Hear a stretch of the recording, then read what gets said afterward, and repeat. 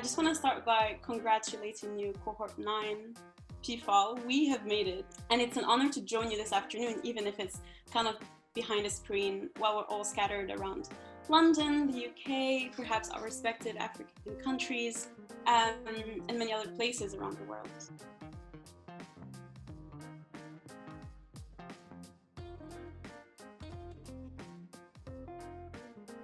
So there is this really nice metaphor that I like to think about, and it's a metaphor about blue dots. So I want you to imagine with me like these little blue dots spread across the countries of our African continent. They are kind of interconnected.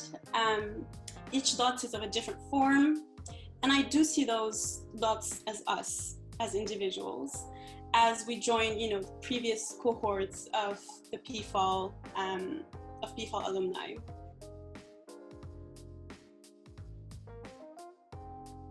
Continue, don't lose sight of what you want to achieve. I didn't know I was going to be at UNICEF, doing informing policies at UNICEF. First, know what you are passionate about, what makes you happy, what are you glad about doing?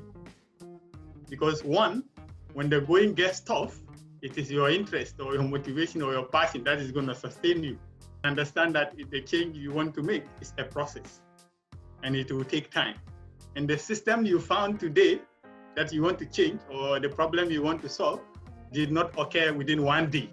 So something I want to emphasize on is the importance of flexibility. You have to learn how to be flexible and, recognize opportunities that are not conventional to what you had been imagining. What you had been imagining. So definitely plan, but don't be fixated on one vision. Be open to different opportunities. Keep in mind that the journey is never easy. I had this battle and we had this conversation with many of PfAL cohorts actually, who were from Uganda. And we kept talking about why should we go back? Can we find a job here and maybe just stay? And one of the things that came to me and pushed me to come back is I realized that everything we were enjoying was fought for by someone. Someone initiated it, the transport network, the good roads, housing, everything that you enjoy in London.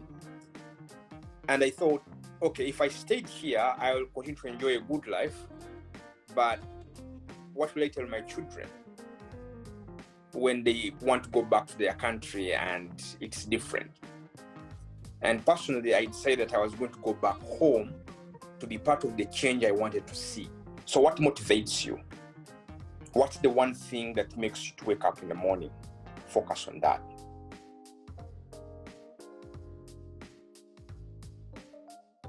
For change to be effective and meaningful, it requires the transformation of mentalities, the transformation of our ways of thinking. Today, we must continue to question and combat institutionalized forms of racial, gender, class, and sexual discrimination. We must interrogate the dominance of Western epistemologies and the silencing of alternative voices and sites of knowledge production. We also must develop and promote new epistemologies and new forms and sources of knowledge. As scholars, intellectuals, and young leaders from Africa and working on Africa, we have a responsibility to critically question white privilege, superiority, and supremacy.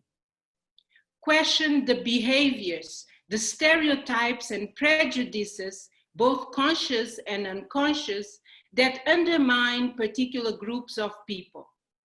Universities should not be static.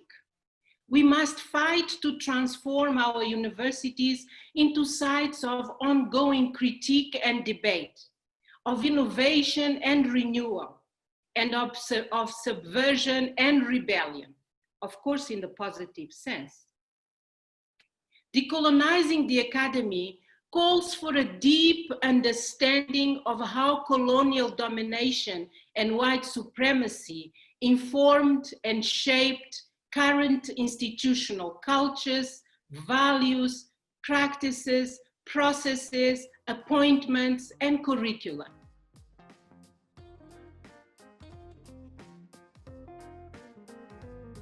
So it's just a journey of, leaving LSE and being filled with so much excitement and passion and all these things. And you've learned about so many things and so many ways in which you can impact people's lives on the continent, that we all love and hold dear.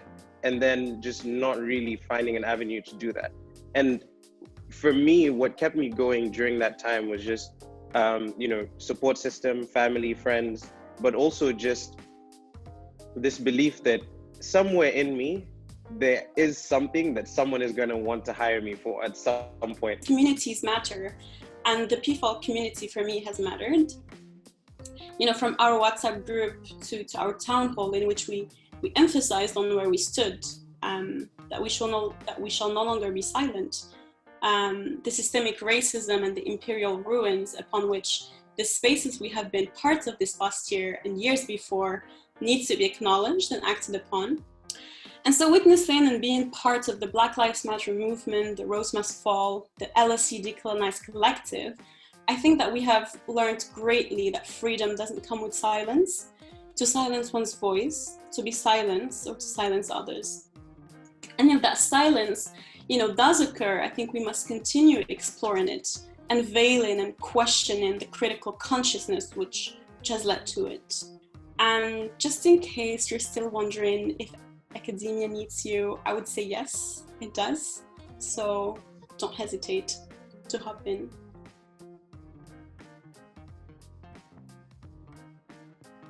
Have a strong value system.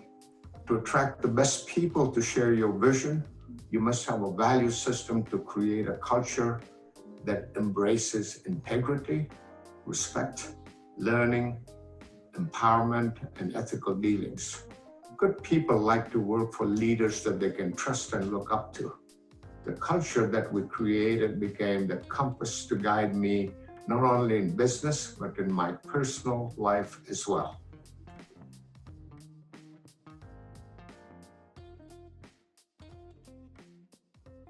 The fight against systemic racism requires the elevation of the condition of those who have been oppressed and discriminated against.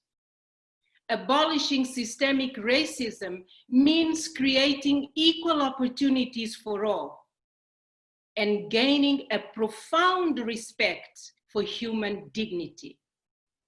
I believe this is your mission as young African leaders, as you enter a new chapter in your lives and embark on your professional endeavors. And as we said during the struggle for independence in Mozambique, a luta continua, which means the struggle continues. And I truly believe that the future of Africa depends on its youth.